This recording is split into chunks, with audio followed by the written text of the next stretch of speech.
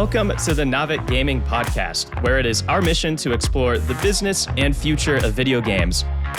We bring together the industry's brightest builders, investors, and thinkers to keep a pulse on current events, dissect emerging trends in games, share lessons learned, and have a great time. This podcast is also part of Navic's growing ecosystem, which ranges from free and premium research to consulting and advisory services. For more information, visit www.navic.co. This episode is brought to you by Lightspeed Venture Partners. Lightspeed is a globally leading venture capital firm with over $29 billion in capital under management and more than 500 investments across the US, Europe, and Asia. With its dedicated gaming practice, Lightspeed Gaming, the firm is investing from over $7 billion in early and growth stage capital, making it by far the largest fund focused on gaming and interactive technology. Lightspeed's team combines deep expertise in gaming with a global multi-stage investment platform and a culture that truly puts founders first. Selected investments include Epic Games, Snap, and Stability AI, as well as game designers and producers who led the creation of titles like Fortnite, Call of Duty, League of Legends, Valorant, StarCraft 2, and many more. For more information, simply go to gaming.lsvp.com or check out the details in the show notes. And with that, let's jump into the episode. Hello, everyone. Welcome to another Navic Roundtable. I'm your host, Devin Becker, and with me, I have great panelists as always. We've got Felipe Mata, Matt Dion, and Dave Elton here. How you doing, guys? Have a good one? Doing well. How are you? Not bad. Surviving Korea, apparently. So good conference for anyone who made it out there. I know Sebastian did, but not sure about anyone else. But if you did, make sure to give us a shout in the mailbag, right? And tell us what you thought of it. We have a lot of great topics today, a lot of juicy stuff, especially our kind of top topic around Unity, which we'll get to, and their monetization changes. We've also got some stuff around two large publishers potentially getting handed off, Jagex and Gearbox. YouTube finally deploying some of their instant play games, as people call it, Stadia 2.0 sort of. And Story Protocol raising a good chunk of money in the current, they actually spoke at the KBW also, which was pretty cool. And then a couple other topics we'll hopefully get to if we have time here. But why don't we just jump right into it to get things going with the potential change in hands for two of the large publishers. Thanks, Devin. Yeah. So really just very quickly, two fairly large publishers potentially changing hands over the next little while, potentially for different reasons. Not sure some of the reasoning for one of them, but Gearbox looks like it's probably up for sale. Embracer's been going through some restructuring over the last little while, looking at reducing their costs. And rumor has it that Gearbox is now up for sale. And this is even after there has been some layoffs inside Gearbox, which mirrors basically what's been happening across the Embracer group. So a little bit of history, Embracer just bought Gearbox, really. Back in 2021, they bought the company for approximately $1.3 billion. And now, interestingly, from a structure perspective inside Embracer, a lot of studios were put underneath Gearbox when it came to, who was helping run and especially with the console and PC side of things. So underneath Gearbox, for example, were Violation, which unfortunately was closed, and Perfect World is a couple of examples. So it's going to be interesting to see, as they look at potentially, selling Gearbox, what does that do to the overall infrastructure inside the larger company? I think one of their challenges is that, they bought Gearbox $1.3 billion at a time when valuations were really high. Valuations are a lot lower these days, and got to wonder what's going to be the end result there. It looks to be part of the overall Embracer group, trying to figure out how they're going to right-size themselves. And then secondly, Jagex is potentially being put up or potentially even spun out by the Carlyle group. Now, Jagex, funny enough, was actually founded in 1999, the same year that Gearbox was founded. And for those that remember, they're the maker of RuneScape, but they've certainly changed hands a number of times over the years. So there was a group of U.S. investors that purchased them, or a majority share of them, around 2012, with some initial investment prior to that. A group of Chinese investors between 2016 to 2020. The MacArthur Fortune Holding Group for about a year. Then that took place back in 2020. And it's the Carlyle Group that owns them right now. And, the Jagex themselves have been going through a bit of an acquisition spree, mini spree, I guess. Back in July last year, they acquired Pipeworks Studios, and they also acquired Gamepires. So it'll be interesting to see where Jagex ends up, if they end up in the hands of another investment group, or if they do end up getting spun out publicly. Again, it's a challenging time for raising money, so be curious to see where things go. The Carlyle Group bought the company for an undisclosed amount, but it certainly was over $500 million.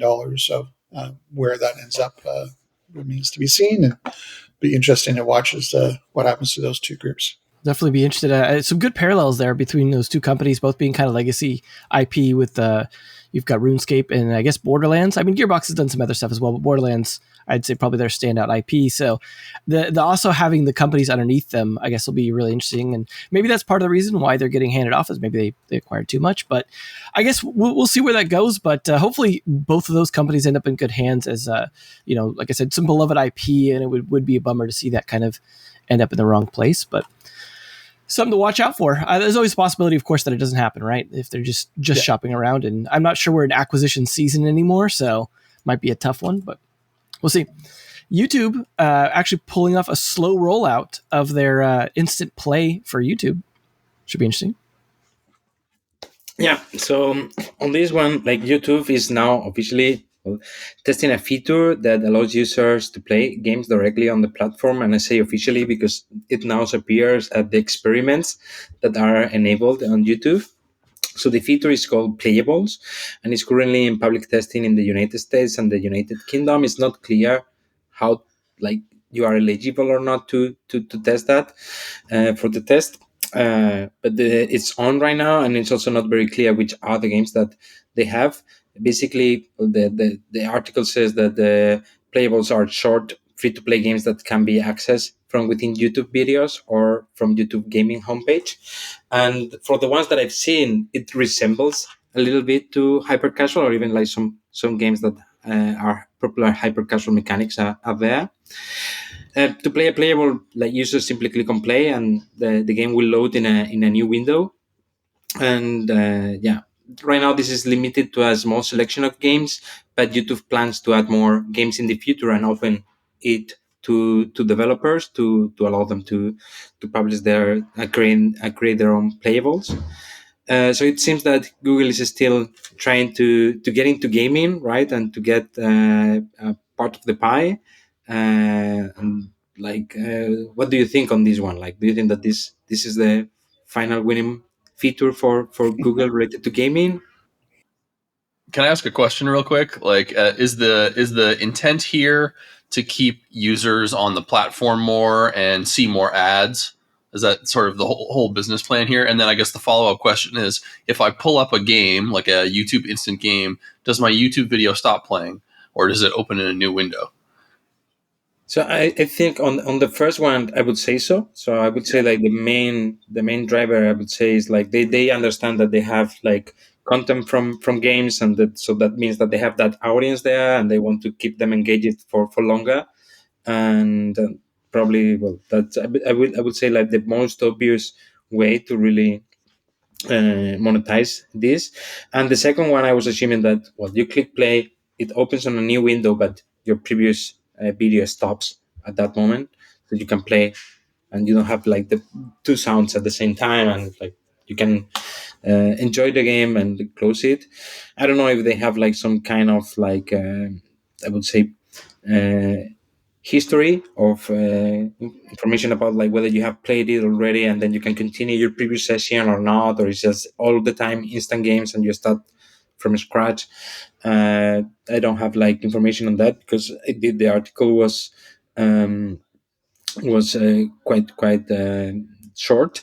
I tried to research a little bit with Bart, the AI tool from Google, and it was interesting that it was giving me information that wasn't public somehow. Like or at least I didn't found in other articles, and also find out his own comment that he would like really to test himself. So it was really fun to try to get more information that way. So yeah, this is what I could find on all these, but I haven't seen like any video of how it works. The only one that I saw as a type of game is Helix Jump, or a mechanic like Helix Jump that is like a very popular hyper casual game, but nothing else. No more stuff related For to me, the yeah. given the challenges around monetization for it, I wonder if the people that would find it the most beneficial wouldn't necessarily be even traditional game developers, but actually potentially even the influencers that are running, creating the videos on YouTube and are looking at ways of engaging their channel further. So, if you have influencers, especially the ones that love to, rage at games or, using the games as content, additional content for their channels. And that way it really just becomes more of a ad revenue generator for them rather than necessarily a large scale new gaming platform where you find, the Activisions, EAs, or even potentially, the Voodoos, or the Say Designs on there. So it'll be interesting to see where it ends up. But for me, that seems to be sort of probably the likely driver. Yeah, probably it's useful for game developers that like could find like whether their mechanic is engaging by maybe like having a shorter cycle to like create a full build, upload it to Apple or Google Play, go through the review, do UA campaign somewhere else that is not connected to the platform where you are really playing the game. So having everything like maybe in the same site. I don't know also how they are going to enable to browse for games, or is like when you see a video you have a game that is somehow suggested because it's related somehow with the video, or is the one that created the video that can enable to show games or not. I think it's still like many open questions, and we'll see how this develops. And does that count as an install for Unity? I think it's a big Yeah, question. I didn't want to enter this now. Open Pandora Xbox too early. Well, yeah, I'll be interested to see a bit more how this develops because Google has a tendency to just kind of do stuff and try stuff out and see how it goes. And they're never, I mean, maybe this is just my personal opinion, but I don't think they're good at UX and UI pretty much ever. So that'll be really interesting to see how that like plays into, especially the questions around where does it show up? Like, when does it show up? How does it show up? Like, it made sense with for those who don't remember, Stadia actually integrated some of that sort of feature towards the end of its life, where I think it was when it was like related videos around that gaming category that you could start playing the game instantly off of Stadia. And I believe it worked with like the games that were free because you already logged into a Google account for YouTube generally, which then would also be your Stadia account, which then the games that were free to play, it was fine, like Destiny 2, and I think there was at least one other one. So I don't know, that was something they tried before, so this is not necessarily new technology, but it does sound like they might be using something different. And I gotta wonder, like, is this still using the same technologies in cloud hosted, or is it HTML5 kind of games? Because we've seen a push for this kind of thing from Facebook, for example, before with their sort of instant gaming around HTML5 games. And then Google had also pushed something similar for mobile around their sort of like instant gaming sort of setup where you had to configure your game in a way that there was like a small enough download to start playing that was able to be played initially. I don't know if that ever got a ton of traction though, because I haven't seen it a ton of places. I think everyone kind of wants that time to start playing to be as low as possible. So it's interesting that they're going with hyper casual on that. And I'd love to see, unfortunately, I didn't get it. The way to know, for those who are wondering, if you have it, enabled, and I don't believe it's an experimental feature to turn on or off on the experimental page. I think it's just if you have a Playables category on the left that shows up, I believe that's how you find out if you have it, which unfortunately I don't. I would have loved to try it out before this to get a feel for it, especially, where's my reward for my Stadia loyalty, right? Shilling them so long, get nothing for it. But it'd be really interesting to see how this rolls out. Hopefully we'll have an update at some point down the road when it's maybe a little more fleshed out, if they don't just abandon it like most of their products at some point. So we'll see. Good to see that there's still a push to keep some of these sort of instant play features alive. But you never know. Who knows? Maybe it'll show up like attached to this video at some point, right? But YouTube, if you're watching it there, you never know. But speaking of IP and monetization, Story Protocol raised a good chunk of change. Yeah, so I thought this was an interesting story for a couple of reasons. One, because I just sort of track the Web3 space closely, and IP is a sort of a major challenge for Web3 and sort of ownership and control of IP. But secondly, because this is a pretty big fundraise in an environment where there's not a lot of that happening, particularly in Web3 right now, but fundraising in entertainment and gaming generally. So as Devin mentioned, this company called Story Protocol raised $54 million. And this was from a range of interesting investors. So it was led by A16Z.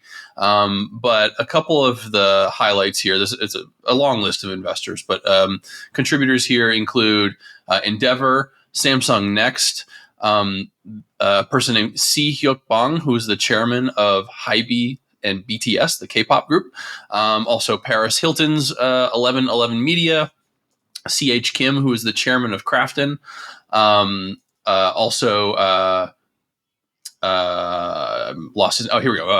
who is the founder and CEO of Dapper Labs. Balaji Srinivas, and a bunch of sort of well-known folks in the crypto space as well.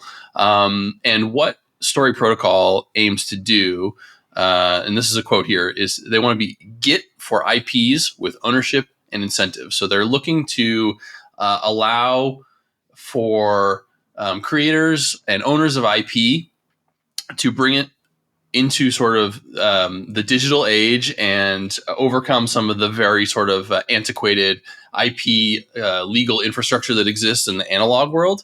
And so they're doing this through the use of Web3 protocols that allow for tracking of provenance, proper attribution of royalties and ownership of these IPs. And also they're aiming to enable composability so that others can sort of remix and remake these IPs as they see fit, and also greater liquidity for IP on the blockchain.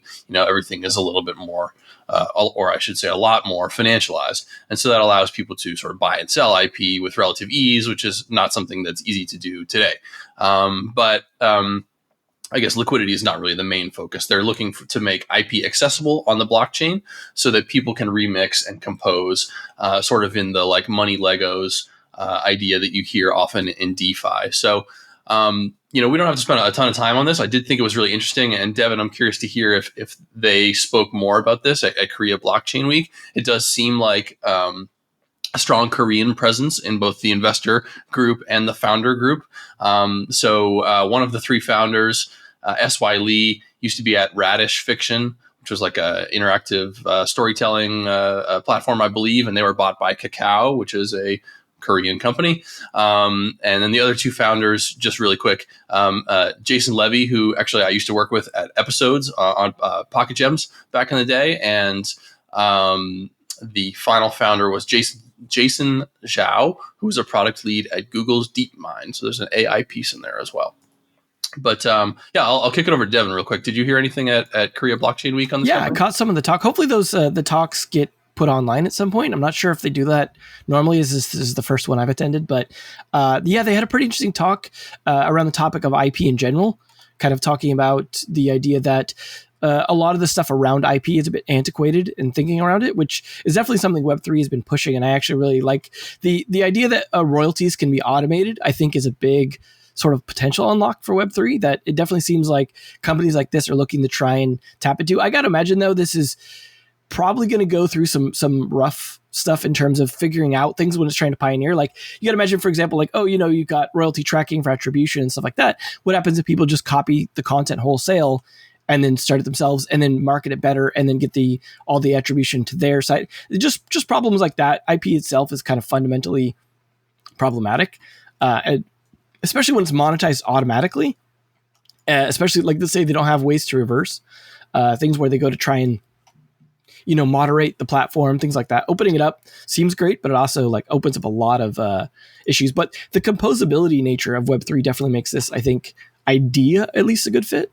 So I would have loved to see. I didn't get to catch the whole talk, but I did like that they were trying to rethink IP in general, and I think this is like something we're going to see a lot from Web3 in sort of the smaller scene. Like, maybe not so much from AAAs, right? They are going to continue some more antiquated thinking, I think, around IP. But as they pointed out as well, like, AI is disrupting a lot of IP thinking already. So it definitely, I don't think people are just going to put text, up there, text stories and try and monetize that. That's going to be pretty easy to just copy into another one, stuff like that. But this does bring up the old right click save sort of issue again, right? So really interested to see what they do with this money. As you said, it's not common to see that big of a check in the current sort of bear market around it. And obviously being, with a lot of South Korean influence on the company and, announcing the stuff around Korea Blockchain Week, I think they know their audience down there for that. And they tend to be pretty ahead of the curve on different ways to think about monetization. They've pioneered a lot of that stuff in the game space. So it seems appropriate. It seems like a good fit.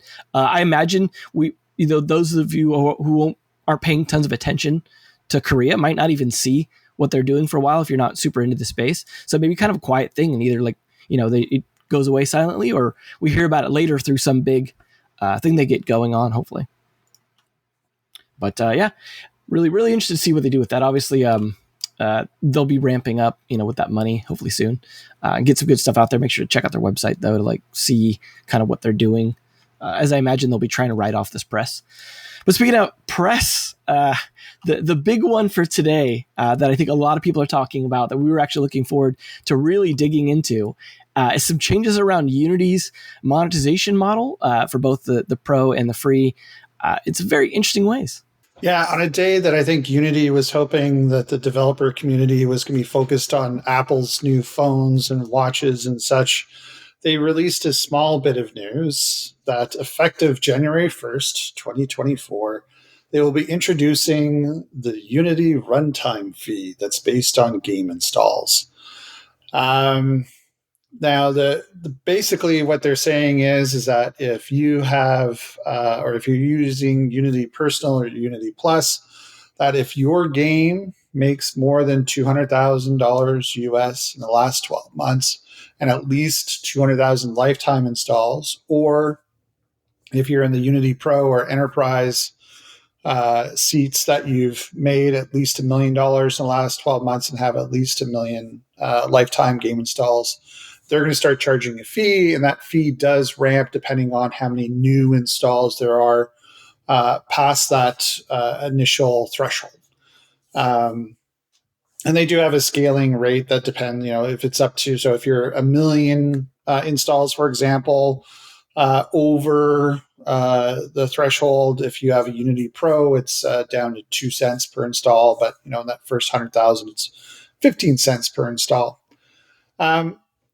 And, they tried to soften the blow a little bit by saying, hey, by the way, if you're using some of our other services, such as level play mediation for ads or other gaming services, that they'll potentially give you some credits towards some of those costs.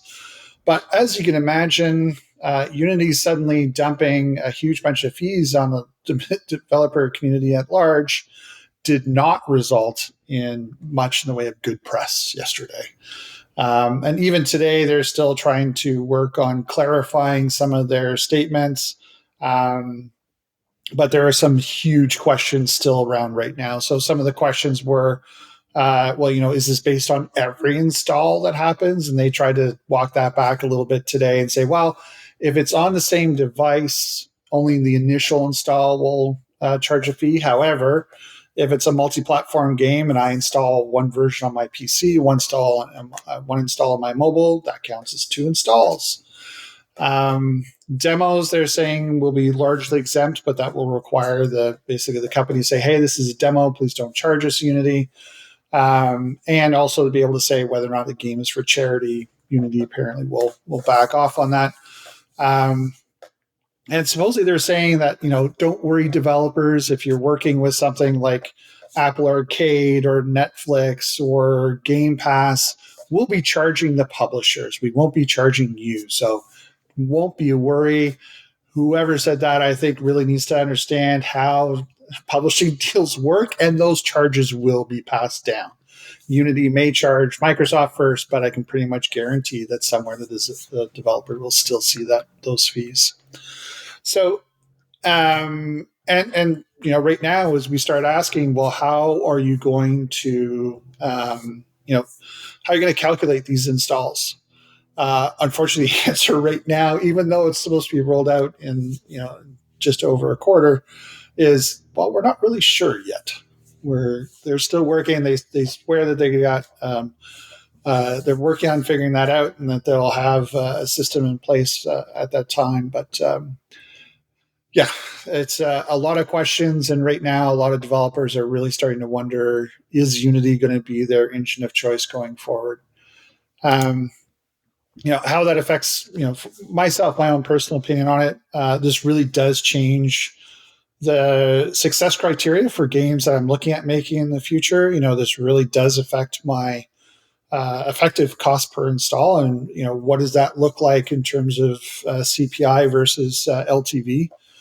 And what hyper casual. Oh my God, they've been hit already with Apple's privacy, and now with this, when you're looking at the razor thin margins that they're running on, it makes it really, really difficult to start thinking about, well, how am I going to create a game that has millions and millions and millions of installs, but as soon as that game just crosses that threshold, that is really going to be costly for hyper casual games right now.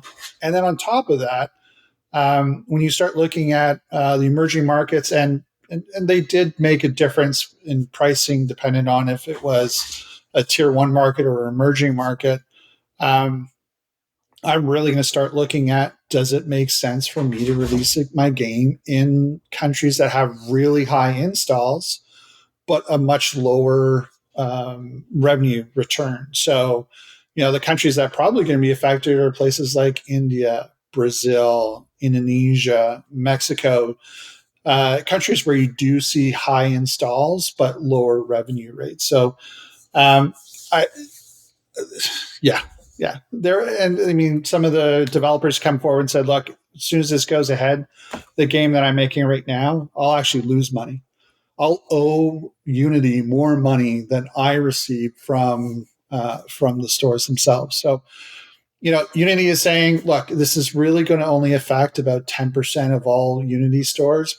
But if you think of the number of Unity licenses that are out there for schools, for personal use, for people that are just fooling around, sure, it won't affect them, but the people that are trying to make their livelihood out of making games, the indie development community, the companies that, their bread and butter is the hyper casuals, they're moving, potentially moving from hyper casual into hybrid casual. It's really going to be, really causing a lot of people to wonder, is Unity the engine for me? Am I going to switch over? Is it possible for me to go to Godot? Is it possible for me to go over to Cocos 2D? Do I look at Unreal for those that are still looking at or have the ability to go to a slightly more expensive engine? A lot of questions and a lot of frustrated developers right now. Love to open up the floor and hear what others have to say at this point. So I have a question, Dave, because I couldn't find out, but this is by developer, right? It's not by game, it's by developer. So if a developer has like several games and they pass in total? No, my understanding is per game. It's per game, okay. But I could be wrong on that. Yeah, I don't know. That's the way I've read that so far. By developer, it feels like very restrictive. and like something that you said, like you could have like a lot of installs distributed about many games. Yeah, Like, and and that's another thing is that uh, they do have different pricing dependent on which level you are. So if you, for example, are at Enterprise versus Unity Pro, Enterprise is once you cross that 1 million threshold, their cost per install is half. So it's 2 cents per install for Pro, 1 cent per install for Unity or for Enterprise. But in order to get an Enterprise license, you have to have 150 plus seats. So most people are going to fall under the Unity Pro because if you think of, if it's 150 plus seats, then you probably have a company of, at least 250 people because you're probably doing the publishing side as well, right? Or, all the people that don't really need seats, you're not going to be paying for those seats. So, I mean, those are some pretty large companies. And if you look at the size of the companies that do, the hyper casual, the hybrid casual, they're not that big. Uh, some of the companies that do really well, like Say Designs, for example, does really well inside the hyper and hybrid casual space. I went and looked on LinkedIn to see how many people they had, and they had like 40 people inside the company as a whole. So, I mean, and as the publisher, they're the ones that are going to be hit with the fees. So, how are they going to justify, um, you know, games? The same games, they're going to have a much harder time justifying from an economic perspective, just based on the increase in the CPI. And I know one of the questions was, this is one of the questions that they did receive from the development community, whether or not you could, take a look at a competitor and go, how can we bankrupt them? Well, let's take one of their games and just install, uninstall. And Unity swears that they've got the technology to be able to figure out that sort of thing. But there are other, really good questions like Steam returns. What happens with Steam returns? Someone installs the game, they play it, they return it. As far as we can tell from Unity's side, they've installed the game, so therefore they've incurred the fee. But if it's a return to Steam, then they don't recur any of the revenue for it, and they could, the developer then gets the issue for it. So, a lot of questions. And then for me, the other question is, how do they determine revenue for games that are ad generated where they don't use Unity ads? Are they just going to guesstimate? I mean, how do they figure out revenues for that? Yeah, for me, these were the main doubts, right? Like how they like really can be sure about the data they have, right? Like about the and what then is like I don't know, like exchange of excuses rather than like something that you can really. Yeah, and I think another issue that's definitely been brought up is that, so yes, this goes into effect in 2024, but it affects games that have already been released. So, if a game has already crossed the thresholds, every new install at, on the beginning of on January 1st, every new install for that game now incurs that fee. So you've published a game based on certain economic assumptions. And now those economic assumptions change come January 1st through, not something that you would expect. There's certainly things that you can plan for, some things that you can, potentially look at. Okay, well, the economy looks like it's in a bit of a downturn, so we need to make sure that we bring our estimates, our revenue estimates, in line with that. But this is not something you generally account for that retroactively affects games that have been around for 5, even 10 years. There is also this threshold for the revenue, right? Like I think it's 200K in the last 12 months, right? So like, there could be companies that want to earn a little bit less and be under the threshold and try to prevent the game to monetize better. So there are $5 underneath the threshold. There's like everything's free now. Yeah, no ads. IEPs are free. Have at it. Yeah, I was wondering about the like, because we are discussing about the short term implications, right? About this is like, okay, hyper casual will be really hit by that, and there will be many probably developers that switch to a different engine. At the end of the day, for hyper casuals, we are saying like the cost of install is like 20 to 50 cents. So this is like doubling the the cost. So it really hits them hard. But I feel like the other effect will be that we will have less games running. Like there will be even people that maybe withdraw the game because they don't want to maybe owing money to Unity, or like the implications that this may have, or just at that moment like maintaining the game doesn't compensate because there are no new extra cost, and especially the ones that are generating inventory for ads for acquiring users, right? So the secondary effect, the second wave of this would be like the increased CPIs as a consequence of this, right? Like for any developer, even if you're not using Unity, you will be hit secondary because like you will have less place to buy for this inventory, and like CPIs will rise eventually. Yeah.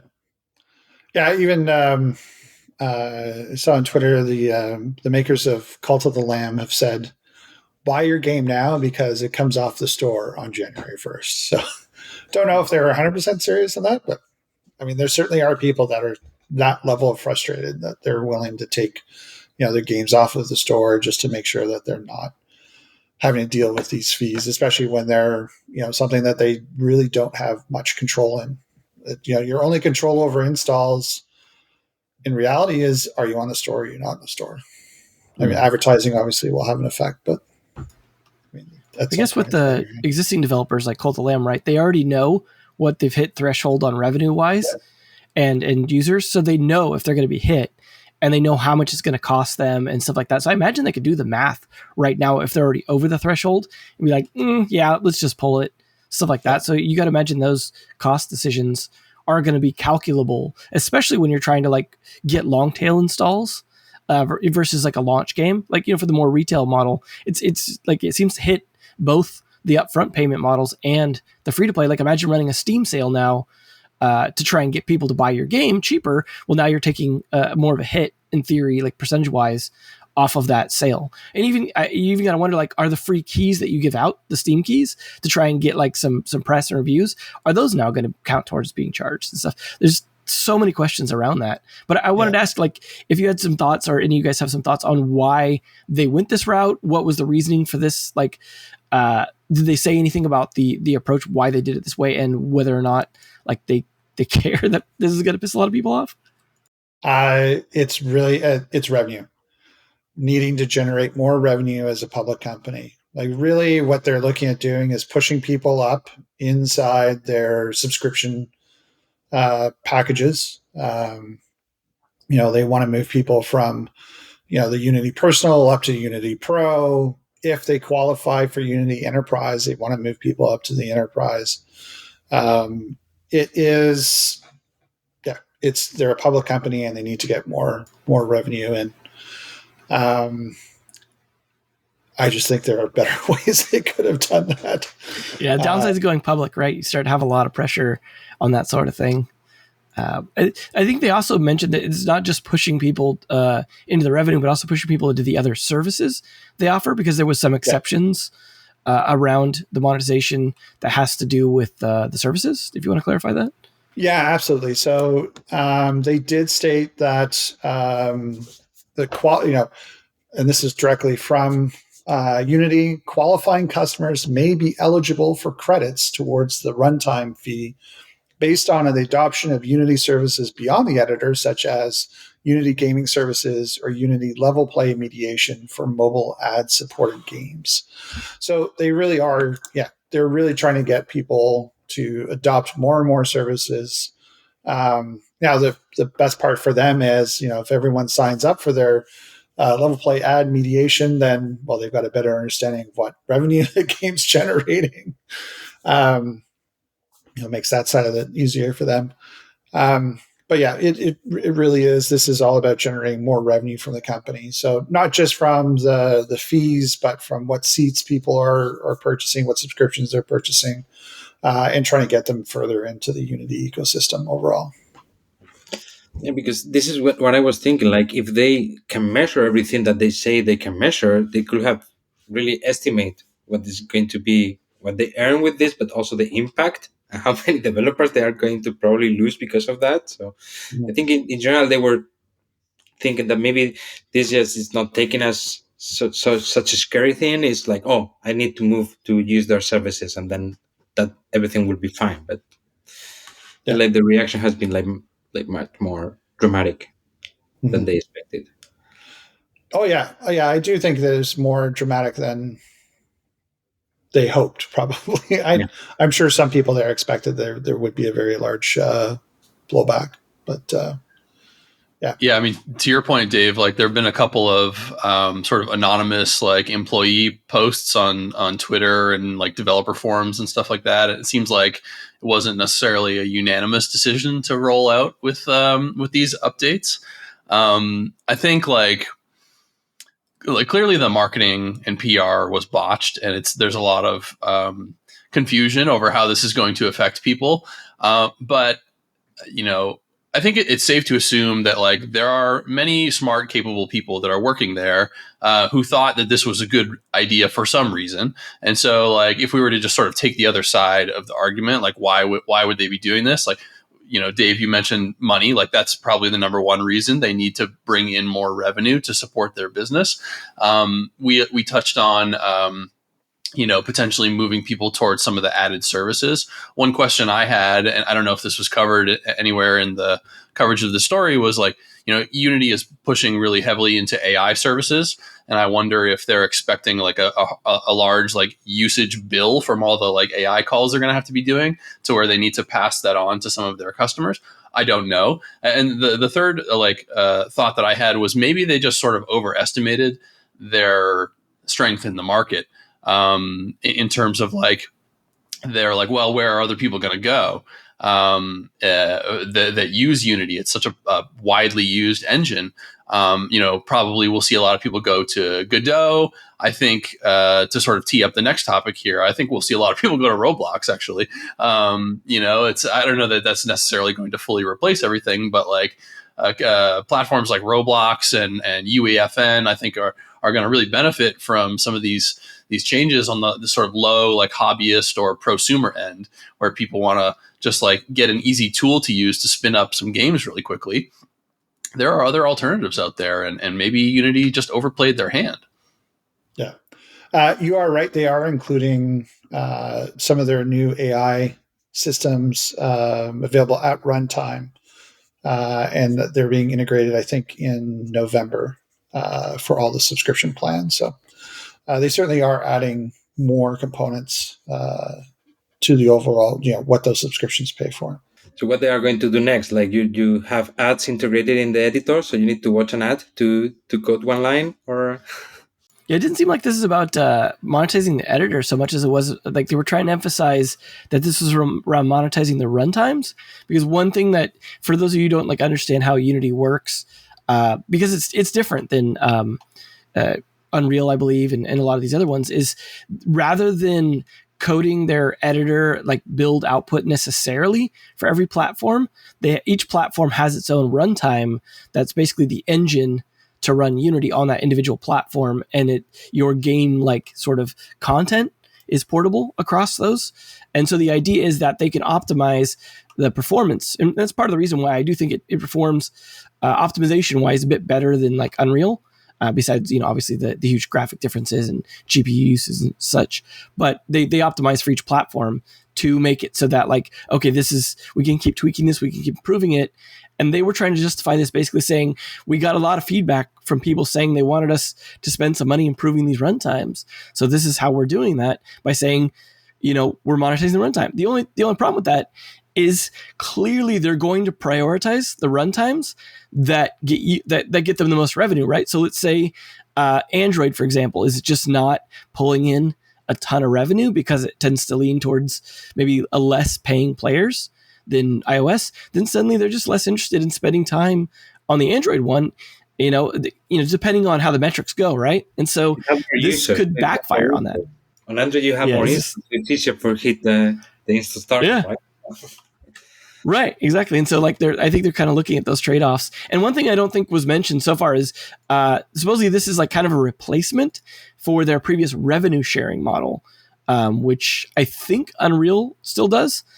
Feel free to correct me on that, but it's funny because they both kind of went to that model, and then it seems like they were like, well, people don't like that, and they were kind of mad about that. So let's see if we could make them more mad with a worse model and see what happens. I guess it's very interesting that they went from kind of like a taxing the revenue to taxing the installs based off platform. So really they're like almost like attacking the platforms by targeting specific runtimes and the monetization model, especially free to play, right? I think we all realize free to play is going to be hit pretty hard by this because we're already in a market where cost per installs is already too high. And this just exacerbates like the biggest issue right now in free to play and just in kind of gaming in general, and makes it worse. So that doesn't seem like a good idea. Yeah, and I think it's in some genres are certainly going to be hit more than others. So I did some digging yesterday just to take a look at, I was looking at one of the highest downloaded casual games right now. I'm not going to get into the names for the games and that, but the game had done, north of 19 million installs, so 18 million over the threshold, and they certainly did meet the revenue threshold at a company that was small enough that didn't fit enterprise, so they were dealing with Unity Pro pricing. Now, their revenue per download, and this is IEP, this is not ads, but their revenue per download was 6 cents.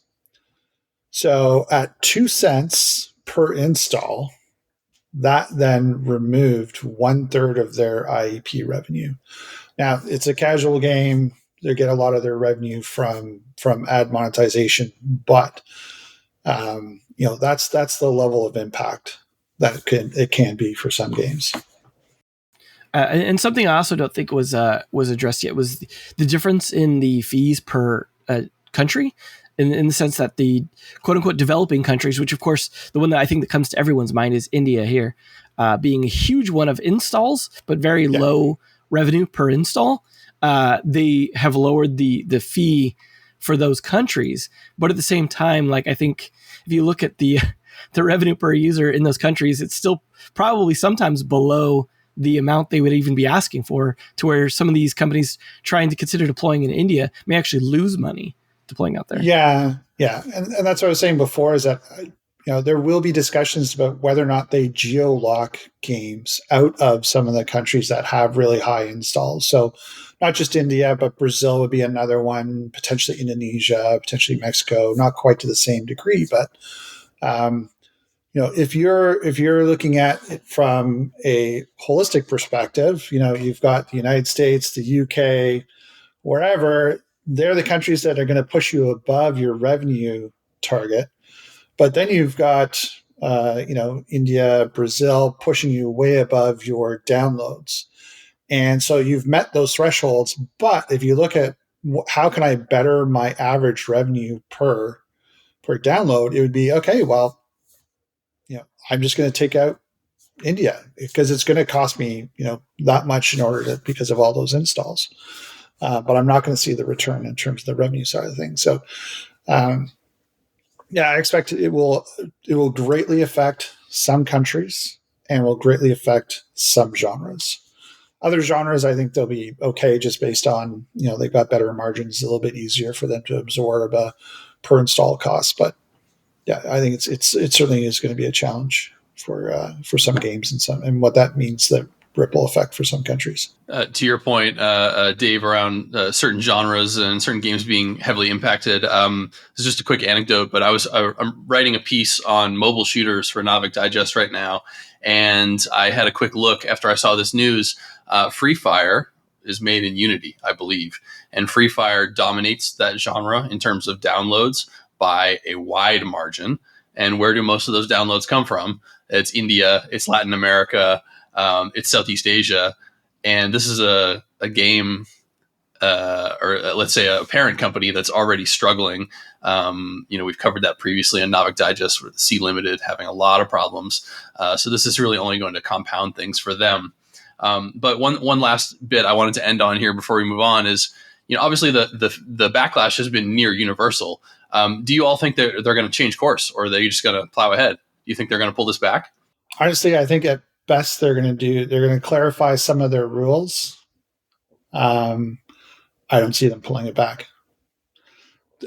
I mean, the thing is, I think they probably did a calculation of how do we get close to what it costs for someone to develop on Unreal, but be a little bit below that. And know that it's much easier to do your full integration of all of your SDKs, of all of the other elements that are required inside, making, especially when it comes to a mobile game, it's that much easier still to do all of that inside Unity than it is to do inside some of the other platforms, be it Godot, Cocos 2D, or what have you. So I think it was a calculation of we'll push as far as we think we can, but then we'll hold, because they need, as a public company, they need more revenue coming in to be able to reach that profitability, consistently. So I think they'll do some clarification, but I don't think they're going to pull it away.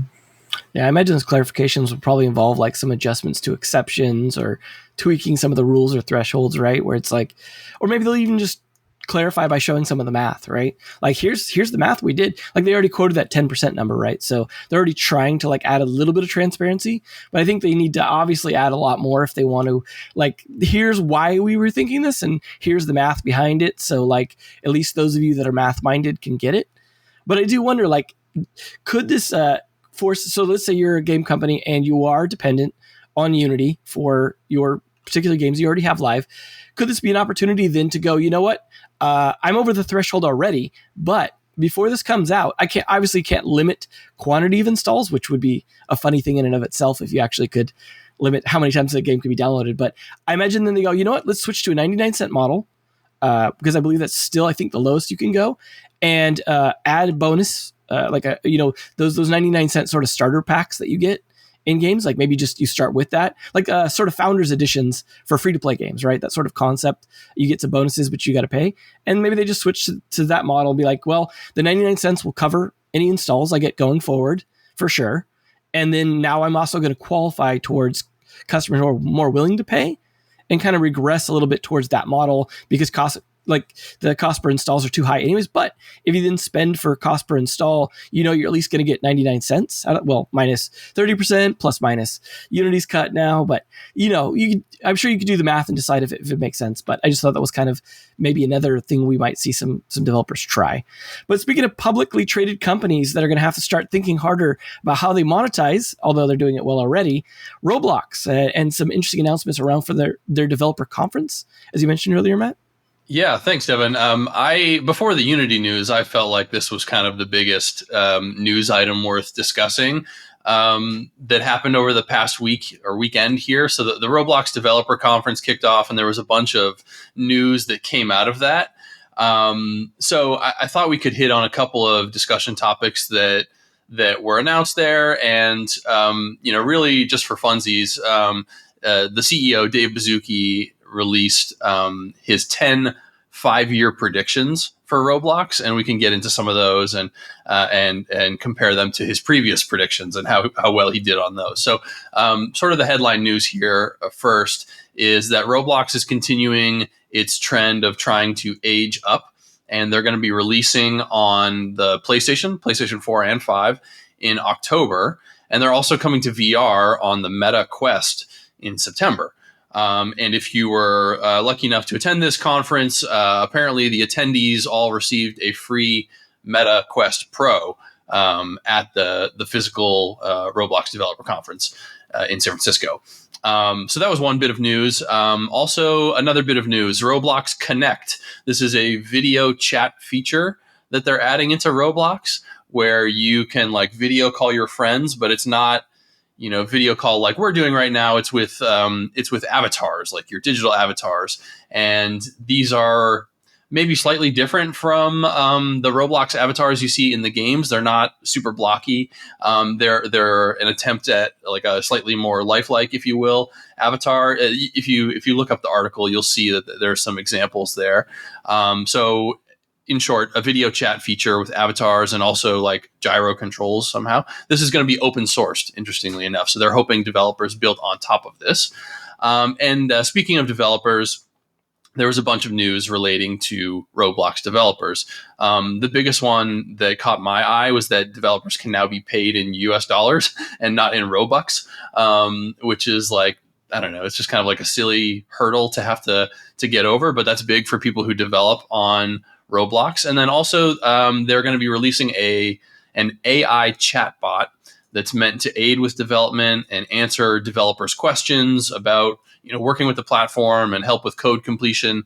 This is like on top of some of the existing AI tools that they've announced as well. So those were the big discussion topics, I guess, that coming out of Roblox Developer Conference. There was also separately like a developer was arrested at the conference or like nearby the conference for threats of violence. I didn't like read into the story too much, but that's also something worth monitoring in the sense that, in my opinion, in the sense that like Roblox is like, it's a thing, it's like we talk about it sometimes in gaming and some people take it more seriously than others. But like, if you look at the hold that Roblox has on the generations that are growing up right now, like it's a major like cultural phenomenon, and like we all should be paying more attention, I think, is my takeaway from that little sort of bit of bad news. But let me open it up before we get into Dave Bazugi's predictions. Any thoughts on some of these announcements around Roblox aging up, around their AI tools, VR? Like it already had a huge number of downloads on MetaQuest. It's like easily the biggest IP and platform to come to the Quest store by far. So just open up to the panel here. Any thoughts on some of these announcements from Roblox? I mean, my son loves playing Roblox, and that's probably where he spends the majority of his time is actually inside Roblox. And he plays Fortnite, he plays Minecraft, he plays a wide range of games, but Roblox is certainly where he spends a lot of time. I think there still are some challenges for developers inside the Roblox infrastructure. Their payout system. I'm not sure if it's still at the same caps or the same levels that they had previously, which can be challenging. If you're bringing in a professional team to try and build out like a full game game experience inside Roblox, I think that still may have a bit of a challenge trying to be able to justify the economics of that. Now I know that there are companies that do really well. GameFam has done a fantastic job inside the Roblox infrastructure. And certainly looking forward to seeing more that they do inside there and more developers going into Roblox. The move into VR, it's not, I don't think that's huge news, just unfortunately, just because of the size of the VR community. I've got a Quest 2 at home. Certainly we'll be trying out Roblox and VR, but I'm not sure if that's really going to be the mover. PlayStation is an interesting one, twofold, because it does finally get them onto another platform. But two, I think it does work towards their aging up of the players. But as you mentioned, aging up is something they've been trying for a while. And I think they've seen some limited success, but I don't know if they've seen the success they quite need to yet. I think every time that we have news about Roblox, I found it quite interesting. I think they have good thoughts about how to keep developing and evolving. For instance, you were mentioning, Matt, that Roblox for younger generations is a real thing. It's a very important thing. And then Roblox Connect could be complementing that, right, and giving them more options to connect, even avoiding other platforms, and keeping them inside, just they do now, because I could see people they play in Roblox, but then using other means of communicating with their colleagues, and now having everything inside is okay. absorbing all that. Very smart move. That's an interesting point. Maybe it's pulling people away from Discord and keeping them on the platform. But also, like, if we sort of skip ahead to some of the prediction stuff, there was one that Dave Bazuki had. There's a couple that are kind of related to this, like, video chat function that they've added. One of his predictions was that Roblox will be a frequent communication channel for my family. Another one sort of related to that, Roblox employees will spend more time using Roblox for remote meetings than with video. Here's a perhaps even more outlandish one. A school will integrate a full K-12 curriculum with Roblox, including language classes with schools in other countries and virtual field trips. So they're really kind of like leaning into some of the dare I say, metaverse capabilities with Roblox. Now, keep in mind, these are 5-year predictions, and they might not all come true. He was 58% on his last 5-year predictions from 2018, which is not bad, and we can go over those in a little bit. But before we sort of jump away from this previous topic, I just wanted to add that bit about, like, they are taking the video chat bit very seriously. The timing of it's funny too, because Meta is just starting to try and take Horizon Worlds and integrate it more as sort of like a social platform built in to, like, the home, as opposed to being like its own standalone app. Partially because it's basically failed as a standalone app. Let's be honest. It's been a total disaster with the amount of money they've spent on it. And so it's kind of funny that now they're going to be competing with Roblox on that, or at least according to these predictions, right? They'll be competing with that. And that'll be kind of funny to see, because then you'll be like, hey, do I use the thing integrated into the home, or do I launch Roblox? And I think obviously Meta in theory has an advantage there, but I think people generally lean more favorably toward Roblox. But I do wonder, with the VR rollout, is it possible to develop VR more like VR native experiences where it's actually using the VR aspect, or is it just, the same client and everything exactly the same, except for there's a screen on your face instead of like 5 feet away from your face? Like, if that's all it is, then that's a bummer. But if it's more where you could develop like more VR native style experiences, that could become a dominant platform for VR development, because right now VR development's not easy. It probably won't be for quite a long time, especially if Unity's charging, per install for that. That's even less easy, right? And we've already seen, like, Rec Room try and do something similar on VR, and they're also cross-platform, by the way. I think most of Rec Room's users are on, like, Xbox, for example, but they are, a big player on VR. So clearly there's a track record there of success and developing in VR. But I don't know the answer to your question, Devin, of whether it's like a different development experience. Maybe they'll get there eventually. Do you have some more thoughts, Felipe? I just hope that I just hope that they fix frame rate challenges if they're doing VR, because Roblox is not known for a silky smooth 90 frames per second. But the visual fidelity is so high of those Lego people. Yeah, I was just going to comment on the AI chatbot. I think that's something that Unity is trying to push, and like it's part of what they are offering with as a some service that they are giving, and that's why they are aiming to increase the runtime fees. So it's fun that they give it for free. Yeah, I mean, certainly they're investing into AI in their own way. There was a bunch of news, previously before the Roblox Developer Conference around some of the fun stuff that they're trying to implement into the Roblox editing tool that uses like an AI sort of natural language input. I did want to just have a little fun here before we move on and look at some of the predictions that Dave Bazuki made. So as I said, he did pretty well on his 2018 predictions. He was 58%. I don't know how they calculated this exactly. Maybe they give him like partial credit on some of them, but here are some examples of things that he got right in 2018. So he predicted 1 million concurrency in a Roblox game.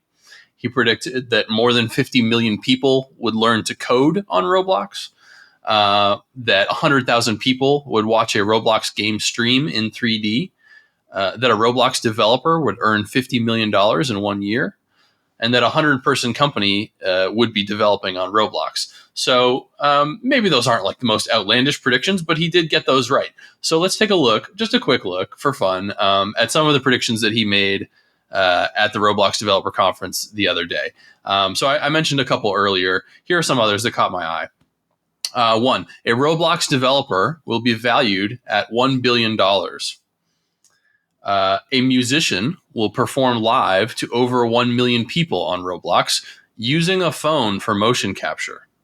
Okay, interesting. A top fashion designer will be discovered on Roblox without having any experience in physical fashion. And similarly, on the fashion point, some Roblox creators will make more money from selling physical merchandise on Roblox than virtual merchandise. I mean, this stuff is pretty interesting. They're super ambitious. So we talked about like the virtual presence stuff. Obviously, they're leaning into developer support and getting, you know, more developers at larger scale. And then music and fashion as well, like really leaning into that heavily, trying to get massive concurrency on a musical performance in Roblox, and, you know, encouraging like fashion and brand building through Roblox. I don't know. I find this stuff fascinating, and it's like way beyond the realm of quote unquote traditional gaming, but really makes you think about what's possible with these platforms. What do you think? Is he like crazy? Are these realistic predictions? These are 5-year predictions, keep in mind. I certainly do think some of them are. Like they've already done musical performances inside Roblox, and I actually did see some great success there. You know, the valuation at $1 billion, I think the biggest challenge for that one is the revenue caps. So unless developers are able to see more revenue from the games that they develop, it'll be hard for them to get that super high valuation based on their per year revenue multiples. But yeah, I think some of them will certainly be interesting. I was certainly thought it'd be funny that people would be meeting inside the Roblox dating experiences, because I really want to see what that actually looks like. You look nothing like your Roblox character. What is going on? Yeah, I agree. I feel like some of them for me look plausible. Like the ones related to fashion. I feel like it's not just Roblox that like is thinking that that's a good opportunity. It's like really fashion brands are really using Roblox already, and that's like I think it's not a wild shot from him to say that. It's like he's seeing like how things are performing, how like the industry is paying more attention to it as a channel, and eventually this could lead to it, right? Because they have the user base. This reminds me of Second Life, when that was like a big deal, right? And people were making money off of, you know, making fashion and wearables and things in there. And obviously like other games have tried to recreate that sort of thing. But it seems like Roblox coming at it from like the make games and make money off your games angle seems to have like carried this, I think, quite a bit longer than Second Life really lasted. I mean, technically Second Life's still around, but not highly culturally relevant anymore, except as a sort of, you know, predecessor to a lot of these things. But it is kind of funny that they managed to get traction with like a much younger audience, I would say, than Second Life did. And if they could just age up with them, then like that's, you know, that was their big challenge. But also if they could pull it off, like a big success, right? Where they, you know, kids started on this and they just never really age out of it. That could be huge, to where then it does make sense for people to be dating in it. If they grew up with it, they never leave it. Yeah, I mean, why not? Like, we've seen people like date, get married, and whatever else in MMOs, and it is a little weird given the style of Roblox, right? Where it's like very kind of little kid, you know, Lego looking kind of low poly stuff. So that does make it kind of funnier. But given like that, obviously kids don't care about that, right? Like at the end of the day, people still make retro games. People still play retro games. Like I don't think that's the real barrier to going up, and people trying to like make stuff that looks nicer doesn't necessarily bring people over. But I do think that these predictions now have to contest with the Unreal Editor, the UEFN, as like a big competitor now that I don't think we really mentioned in regards to this yet, that now there is something trying to edge into that space. Yeah, Yeah, and like just following up on the fashion bit, I mean, there are luxury brands that are inside Roblox right now, brands where you'd think my 7-year-old daughter's never going to go out and buy a Gucci handbag by herself. But what I've heard from the luxury brands is just trying to get them into the mind space of the kids growing up, so that, you know, Gucci is something that you wanted to have inside Roblox when you're a 7-year-old kid. It's something that you want to have when you're 27 years old and can afford, an actual Gucci handbag. Yeah, this makes me think of have you ever watched any of the like the Toys That Made Us kind of things on Netflix? You see a lot of the stories of the toys where like selling the toys was about like creating a comic or a TV show. I wonder if now we've moved past that sort of phase where when you're trying to sell products, you make like a cartoon for kids, and instead we start to see products and IP built primarily for something like Roblox, where let's say there's a new toy they're trying to sell to kids, and instead of being like, hey, let's make a cartoon about it, because that whole phase is past, they're like, oh, we'll make a Roblox experience for it. And obviously, you know, if it's something like Pepsi or Cheetos, that looks a little cheesier, pun intended. But if it's, something that's just like a toy or whatever, trying to come into an interactive space and being able to play with that toy virtually, or, you know, like a giant version of it, whatever, like it seems like there's some interesting potential for cultural shifts here if they can survive. But I mean, I guess we'll see, right? Like Roblox has definitely, I think, they've got a lot of struggles, but they've outperformed, I think, where we expected, at least where I expected them to end up at this point. And surprisingly, obviously, most of those predictions you mentioned, Matt, that he got right were all about growth, and he hit most of those. And so like that's, I guess, pretty bullish for them to make those big kind of like, this is what's going to happen because we're going to grow and succeed and get a bunch of those right, as opposed to like stuff that's tangential to Roblox. So obviously you can't grow indefinitely, but stocks like Apple try and keep doing that if they can. They'll hit a cap at some point, but we'll see where that is and whether or not we all end up doing this podcast in the future in Roblox, right? Through their new things, or who knows? But anyways, I want to thank you guys for joining. A lot of great topics today. I imagine, as usual with these, many of these we will end up revisiting as they develop, because a lot of these are kind of just at the beginning of their hopefully interesting phase.